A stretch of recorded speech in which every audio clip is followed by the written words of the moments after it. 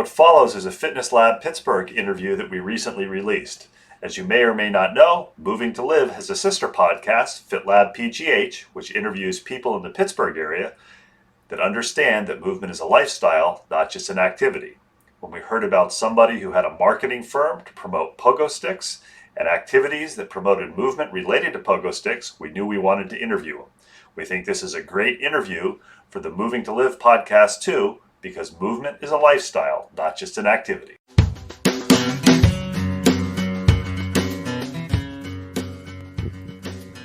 It's the FitLab Pittsburgh podcast, a new episode every week. A podcast about movement, part of making your life complete. FitLab Pittsburgh, aka FitLabPGH, brings you interviews with people in the Pittsburgh area who understand movement is part of what makes life complete. Looking for a new movement idea, or just want to hear interesting stories about people who make movement a priority? This is the podcast for you. Whether you consider the gym, dojo, or fitness studio your third place, or just want to learn more about movement, activity, and fitness to enhance your life, give FitLabPGH a listen. We interview locals in the Pittsburgh area who make Pittsburgh a great place to move. Subscribe to us on Apple Podcasts, Stitcher, or Google Play, or check out our website for other subscription options. Subscribing is free and gives you notifications when we release new episodes.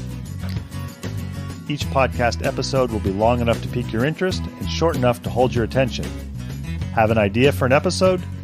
Know somebody we should interview? Or just want to connect with us? Drop us an email, fitlabpgh@gmail.com, or follow us on Twitter or Instagram at FITLABPGH. Already a fan of FitLabPGH? Check out our sister podcast, Moving to Live. Moving to Live is a podcast for movement professionals and amateur aficionados. Moving to Live offers weekly interviews with movement professionals featuring topics from career development to coaching tips and education resources to advice for parents of student athletes. We look forward to hearing from you, and we hope you enjoy our next interview, starting now.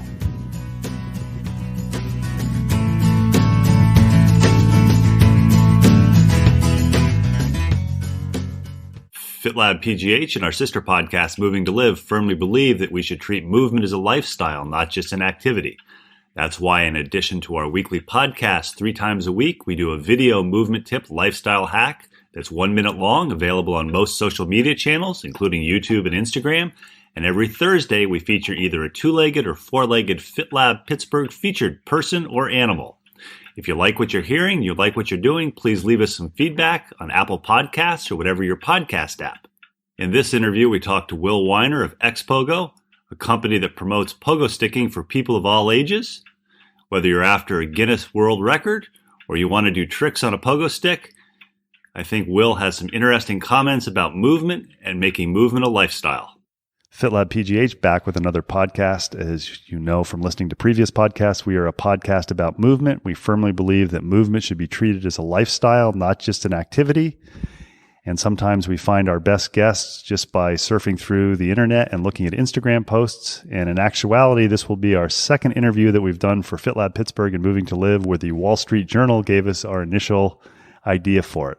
About 18 months ago, there was an article in the Wall Street Journal about a cardiologist who for his physical fitness jumped on a pogo stick. And it's not just your average pogo stick that you picked up with green stamps if you're a little older than I am, or something that you went and you got at the local toy store. These were pogo sticks where you could jump almost as high in the air as you wanted to. And I kind of thought that's really cool.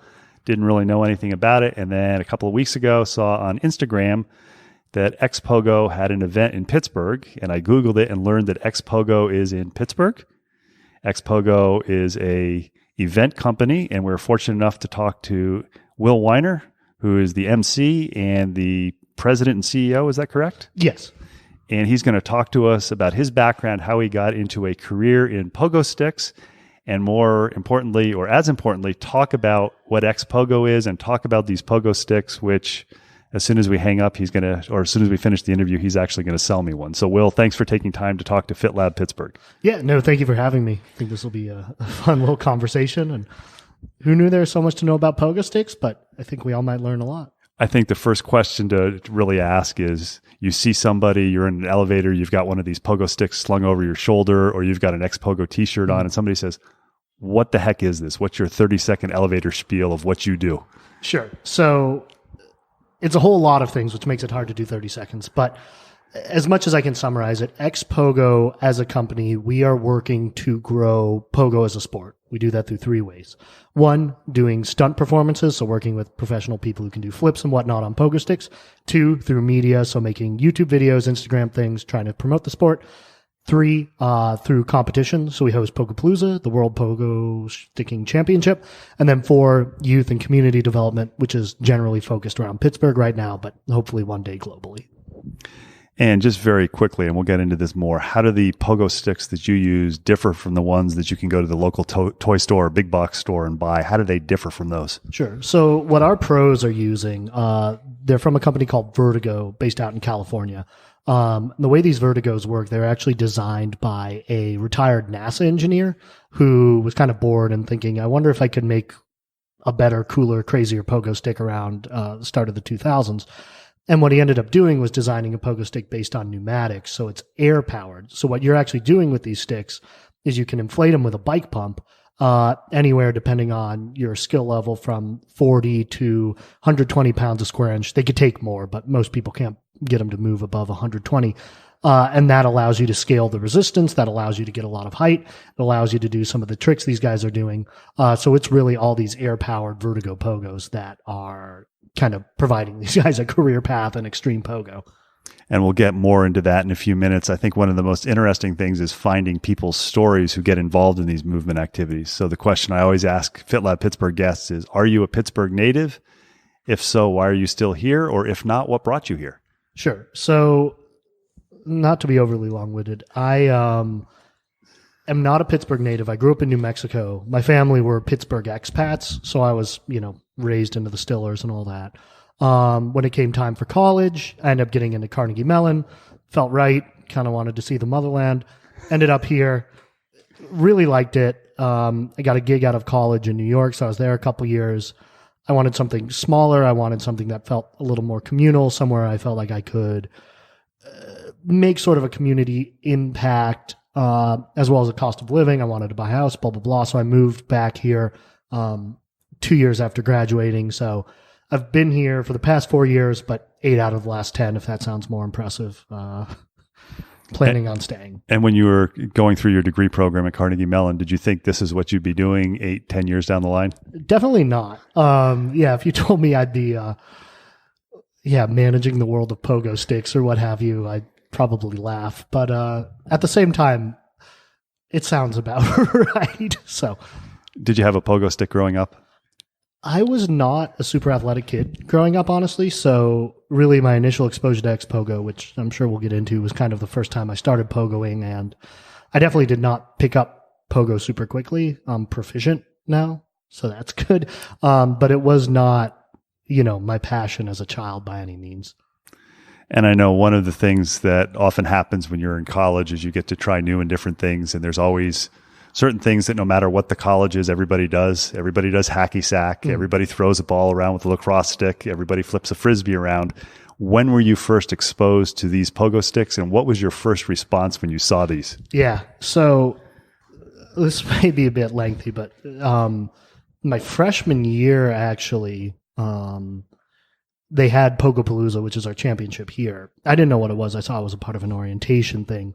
And I actually went to go and try and see it.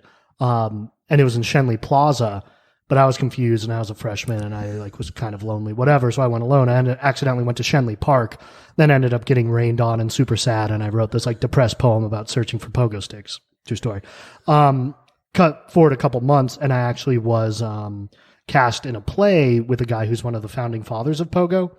Who knows? And he was talking about this whole thing, and I was like, oh, wow, I was trying to see that. So it's not like everyone at CMU was pogoing, but I happened to meet this guy. We ended up hitting it off and becoming good friends. So I did kind of gain some cursory knowledge about Pogo through becoming very close with him, and that kind of put me on the road to getting more and more involved, against maybe my better intentions or whatnot. So it was a really kind of a strange path to getting involved with it. I'm always curious. This is a little bit abnormal when you think of what somebody does with a CMU degree. What was your parents' response when you first got into working with Xpogo and said, I'm going to do this as my career path so far? Yeah, no, it's a great question. So I guess to go into just how I got involved in Xpogo may help as well. So I was in that play with that guy. I was doing economics at CMU, but on the side, because whatever, Division III, not that many people care about their sports, I saw an opening on Craigslist. They're like, we need a football play-by-play broadcaster. And I love sports, despite not being the best athlete. I love sports. I love the stories they can tell. I love kind of what fitness is able to do in terms of just like personal betterment and achievement, blah, blah, blah. I always dreamed of being a sports broadcaster. Like when I was a kid, I would sit in my car or whatever and pretend to do play-by-play. So I was like, sure, let's do it at CMU, blah, blah, blah, blah, blah. This guy I was in a play with ran the pogo stick thing, and he knew, hey, we're getting more advanced. We're going to need an MC, an announcer. I know you know something about this. Do you want to come out and do it? It's a hard thing to say no to. So I'm like, okay, let's go do it. And it was definitely overwhelming and crazy when I first get there because it's a sport. What are these tricks? It's a small community, but a tight-knit community. Like, who's this guy coming in? And that was in 2008, my first Pogopalooza 9. But at the end of it, I ended up becoming very tight with the athletes and the community. And I was like, this is an amazing sport. They're doing crazy stuff. I love this. I want to stay involved. And I was able to, I consulted coming out of college, but on the side, because of remote work and stuff like that, would stay on as an MC for a lot of the bigger events. So stuff like NBA halftimes we would do. I would take off for the Pogopalooza championships. And having some experience in business and econ, I would also stay in touch, right, with the people actually running the company and just to say, hey, give them advice on however they may have been running things, or they would ask me for stuff. So I became and was able to stay kind of intimately involved with it, consulted for a few years. Corporate thing wasn't quite for me. So it was definitely, to get back to your question, a bit of a shock to mom and dad. But I think what helped was having kind of established myself in a corporate way and like, hey, I think they had some confidence that like if this goes belly up or whatever and the pogos completely fail, I'm hopefully competent enough to figure my life back out or whatever on that track. So I think, they knew I'd been announcing with it. It was a bit surprising, but they were generally nice, if not kind of confused and like, okay, well, go ahead, I guess. We're talking with Will Weiner of Xpogo. I'm curious what you said about not being necessarily a good athlete, but you enjoyed what fitness did to you or allowed you to do as a person. How did you, if you remember, your first experiences actually trying the Xpogo? Because you just allowed me to try it, and I was on it for literally 30 seconds, and my question was, do you sell them? I want one. Yeah. I don't know if I was quite as enthusiastic on my first try, but in the same way, there's something very addicting about Pogo because it is, right, we do host competitions and you can be competitive, right? Like, can I do more than my friend? But at the same time, it also is a very kind of internal discipline, right? Okay, I can get 5 bounces. Can I get 10? Can I do a bar spin? Can I do a peg, whatever, tricks? And you're able to really compete against yourself quite nicely. And I think that's what was exciting about it is it's like, okay, I'm hanging out with these guys. I like these pogoers. They're my friends, blah, blah, blah. I should be able to pogo. And it's easy to set these kind of little milestones within it and get plenty of fulfillment through kind of those, quick, simple milestones and working through it. And I'm curious, when you pogo yourself, do you do tricks? Do you jump for number of pogos, if that's the correct terminology? Sure. Do you decide I'm going to go and I'm going to pogo a mile today? How does it work when you use it? Good question. For me personally, I kind of like tricks and something funky and creative. We do something, say, called Pogo All May. It's like an Instagram challenge where we try and get our followers and pogoers to just post a new clip every day of May. So that one's fun. So like for me in that, it's trying to do either a new trick or something weird and creative and goofy. Like I made a friend Pogo joust with me for like a clip for that. So for me, I'm not, as I mentioned, a spectacular athlete. Like I'll probably never be able to flip on a pogo stick. But I find it almost as a way of like creative expression. So it is bouncing around, whether it's trying to do a trick or just trying to do something funky and weird that no one's done. Like I think as far as I know, and this isn't maybe the healthiest thing, the first person to eat a hot dog while pogoing, I'm going to try and do a Guinness record for that one day just because We do lots of Guinness records, if you can see on our wall. I know this isn't helpful for the podcast, but we have a tight relationship with them. We do a lot of Pogo records. Trying to be like, hey, can I jump up onto my desk? Like, I'm just going to take a half hour during lunch and see if I can do that. So that's kind of it, is what I like to do, is small mini challenges. And you kind of drop down the rabbit hole for me there. Somebody is listening to this and they're saying, well, I don't want to do tricks, or I'm not going to be like Ben and see, can I Pogo a mile? What are some of the Guinness records that either you've set or are in the goals to set? Because I think one of the things about having a sport or activity is if it's the same old thing, if it's like, okay, we show up and the goal is you Pogo 100 times as fast as possible, pretty much that gets old and it isn't something that continues to grow. So what is it with Pogoing? What are some of the Guinness records you've had or are hoping to have in the future? Not you personally, but what you help organize, or you personally. I mean, I don't know if there's much beyond hot dogs for me, just given the talent a lot of these pros have. But, there are lots of different disciplines. Something like high jump right now is not quite 11'2". We did it in Europe, so it's 3.4 meters, which is something like 11'1" and 7/8 inches. And I have to ask with that, how do they do that? Do they Pogo up, or is it from a stand? And do they land on the stick, or do they land in a pad? Sure. So you are allowed to Pogo up. Sometimes people will actually drop off of a box or whatever. The guy I did it with, or I didn't do it, but I was on site with the guy who did it, Dmitry, who's this Russian, really amazing Pogoer. A lot of people jump off a box. He didn't even do that at first, but they pumped the stick up. So he was probably around 125, 130 PSI. And just really, really get it cranking. A lot of it is about form, where you kind of have to tuck up over the bar. We generally set a mat on the other side of the bar, just because if you don't land it, it's not good falling from that height. Like last year at Pogopalooza, Dmitry didn't set the record then. He was attempting it. He clipped the bar with just the tip of his Pogo, which kicked him off the stick, and he was essentially horizontal in the air 11 feet, falling straight onto his belly. Luckily, we had a pretty nice crash mat, and he's a very fit, lucky guy, and he was okay. And you're able to Pogo into the mat. You essentially have to get up over the bar and bounce 3 times to demonstrate control, or the official Guinness rules. But even honestly, if you can jump 2 feet on a Pogo, jumping 2 feet over a bar feels entirely different. I don't understand quite like the psychology of it, but that's something that's kind of fun, is to try and test yourself and push yourself and be like, okay, can I jump over a 1 foot bar? Next week, can I jump over 2 feet? So on and so forth. There's lots of cool, interesting ones with like backflips and stuff like that. Most backflips in a row, I think, is 20. But then there's some really interesting kind of more fitness ones. And I think what's interesting in those is it's actually not a lot of the guys who are necessarily the pros outperforming and doing flips and stuff like that. But there's a guy, Jack Sexty from the UK.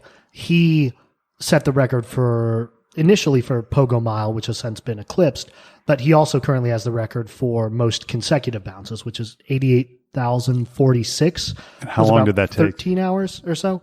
It was him and 2 other athletes competed. And again, they're both endurance athletes, not necessarily primarily Pogo people. We set it up as a part of Pogopalooza several years ago in Philadelphia. Started at, early morning, let him go 13 hours.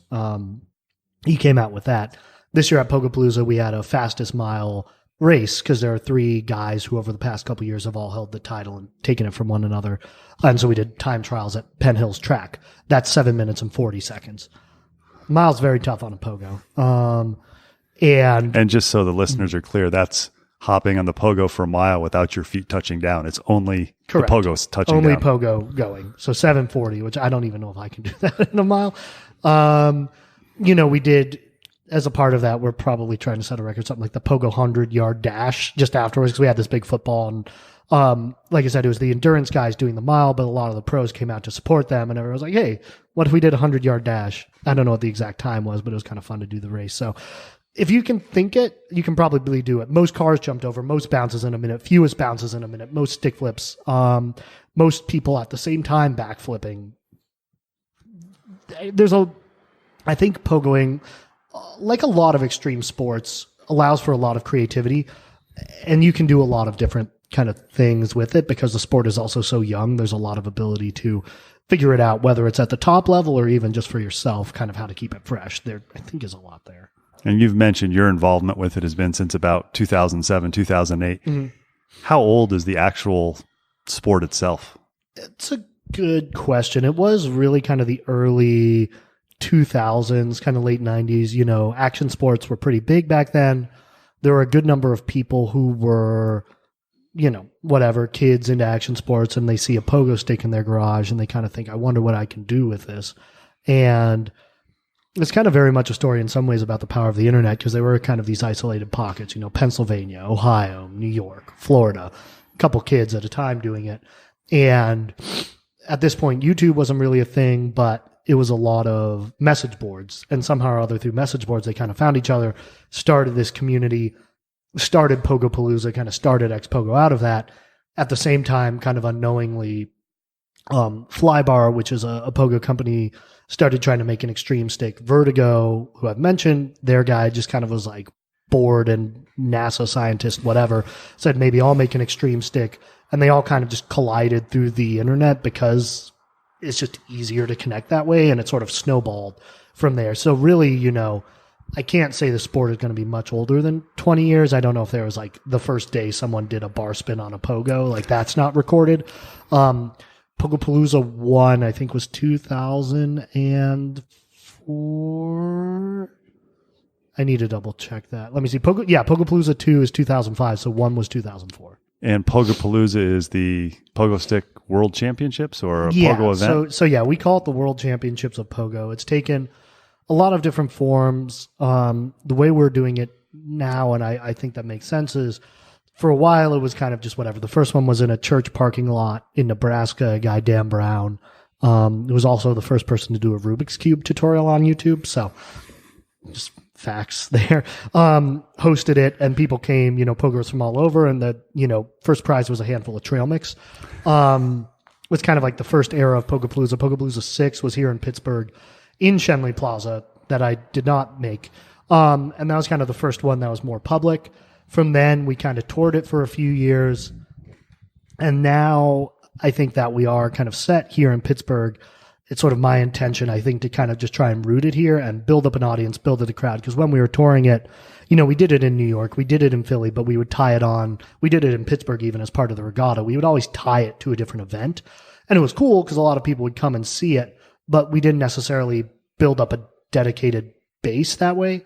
And I think a lot of the stuff we're doing here in Wilkinsburg, we are getting actually kids who are interested in going pro and pogo with us every other week.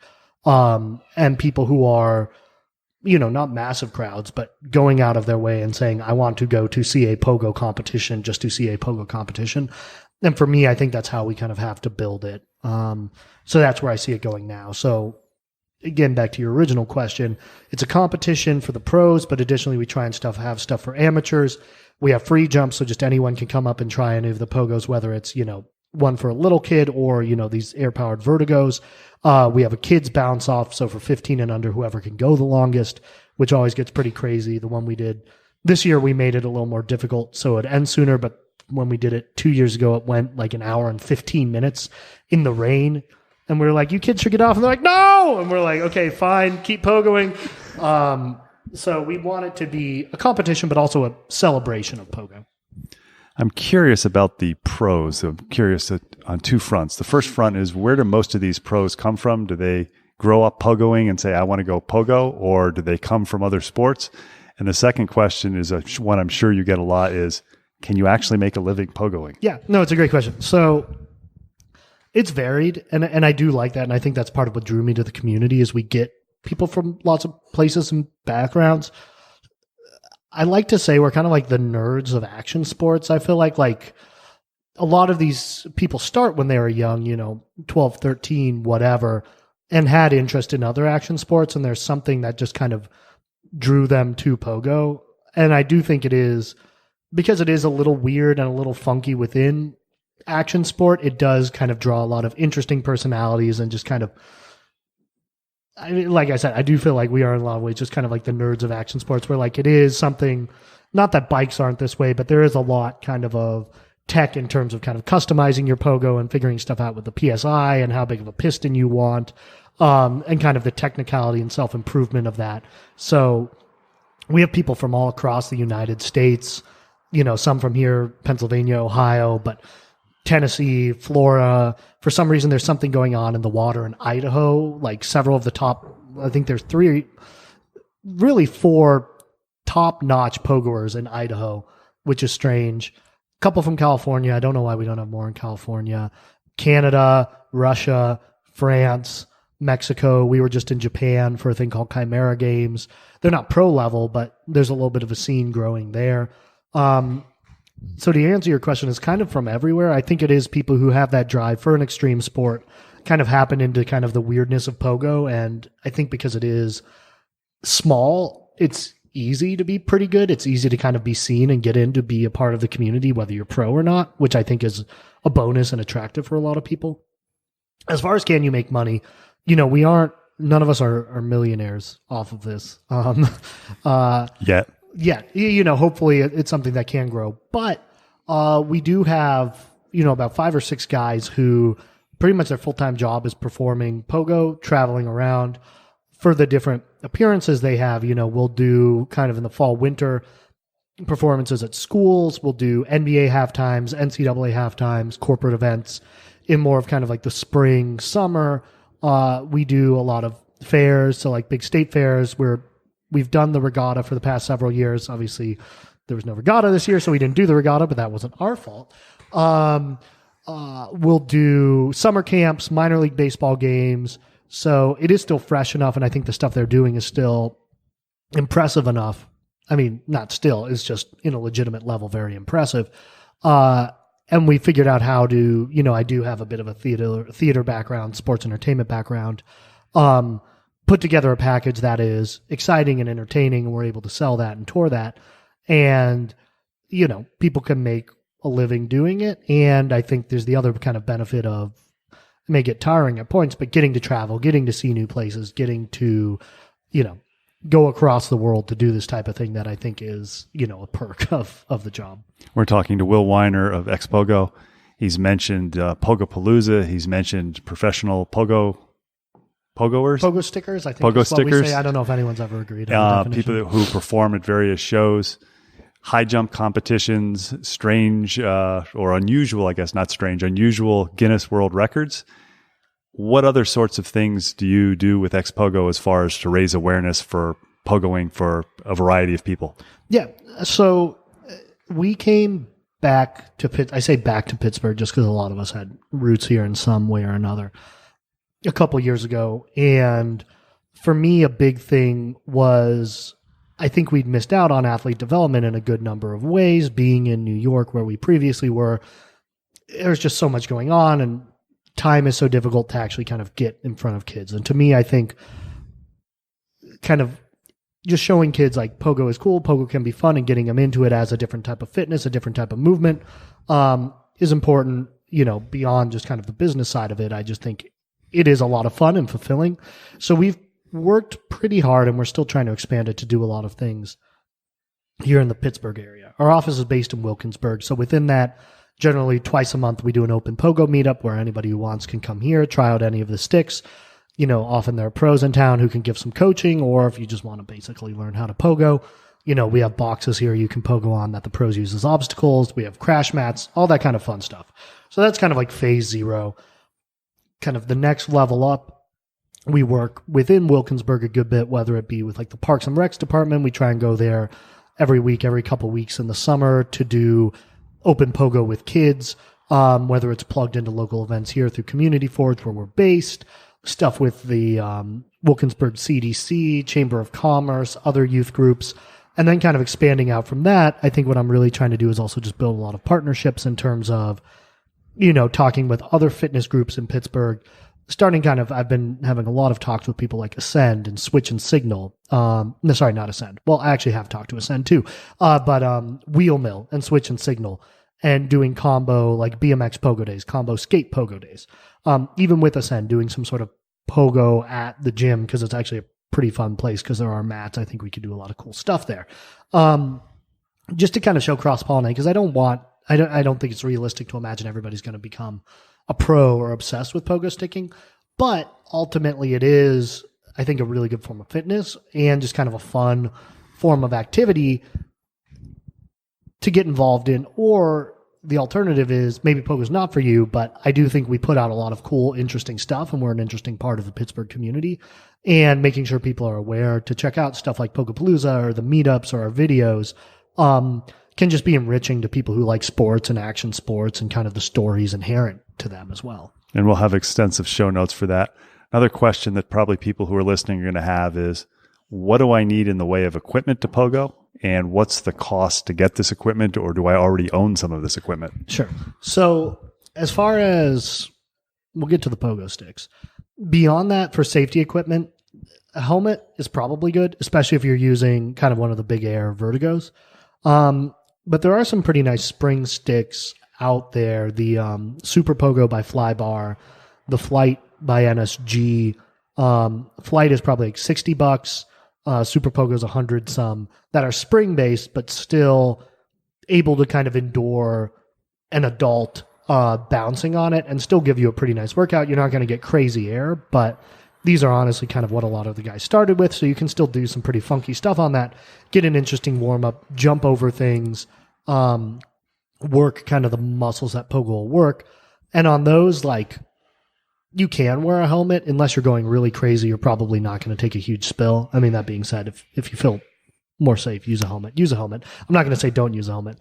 And what's the advantage / disadvantage of spending a little more money and getting one of these air sticks? Sure. So with the air sticks, those are going to run about $400.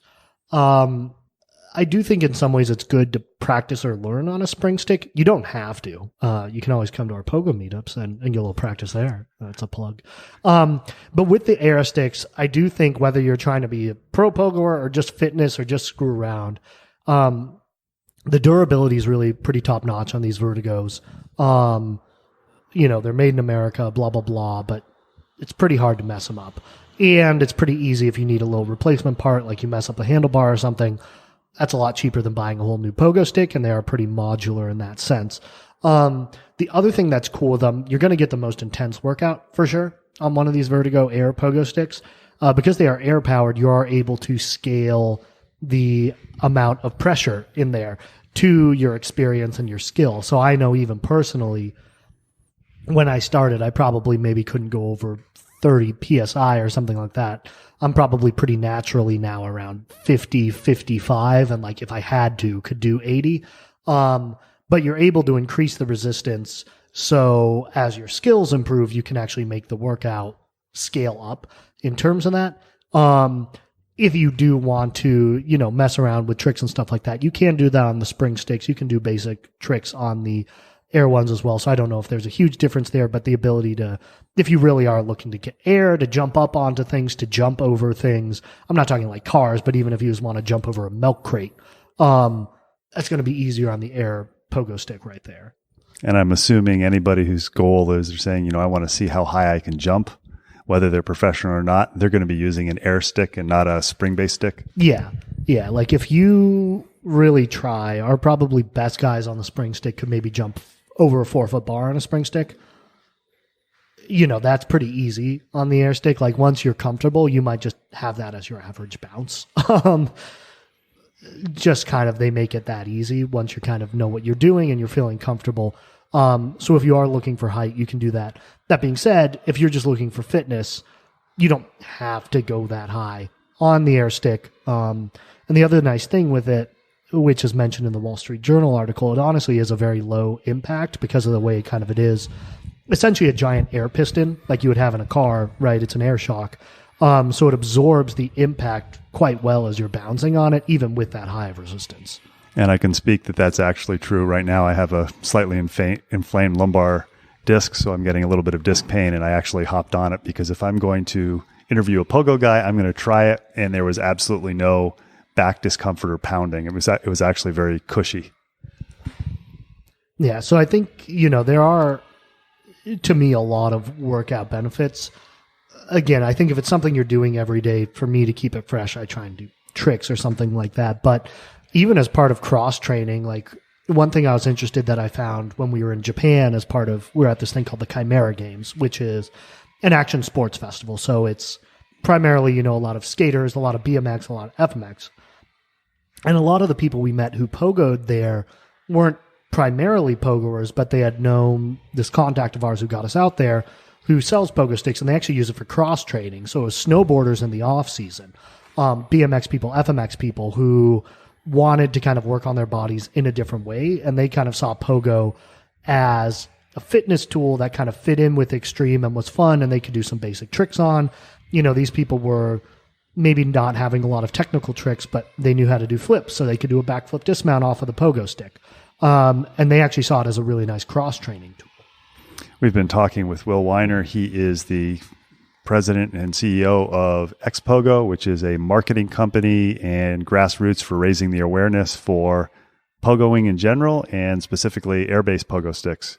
Will, I want to thank you for taking time to talk to FitLab Pittsburgh. I really think pogoing is something that if you treat movement as a lifestyle, it can be part of your lifestyle. And at the end of the day, if it's fun, people will do it.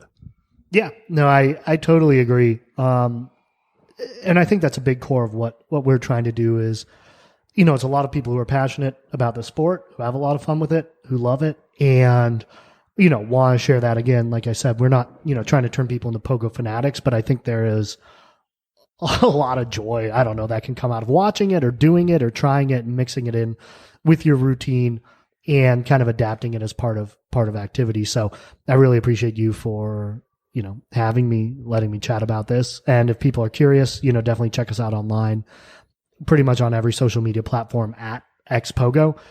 We post about the different stuff we do in Pittsburgh there, as well as our international adventures. So that's the best place to kind of find out all that stuff.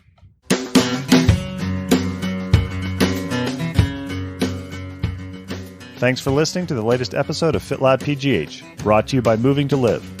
Intro and exit music is Marathon Man by Jason Shaw. Check out the show notes for contact info for our latest guests, links to other information mentioned in the episode, and links to our sister podcast, Moving to Live. Moving to Live is a podcast about movement and exercise for professionals and amateur aficionados. Moving to Live offers topics from career development to coaching tips and education resources to advice for parents of student athletes. You can subscribe to us on Apple Podcasts, Stitcher, or Google Play, or check out our website for other subscription options. Your free subscription gets you notified when we release a new episode. Questions, comments, suggestions? Email us at fitlabpgh@gmail.com or follow us on Twitter and Instagram at fitlabpgh and like us on Facebook. If you enjoy our podcasts, please tell your friends about us and consider leaving us a review on Apple Podcasts. Make FitLabPGH a go-to place to learn more about movement in the Pittsburgh area. Until next time, keep on moving.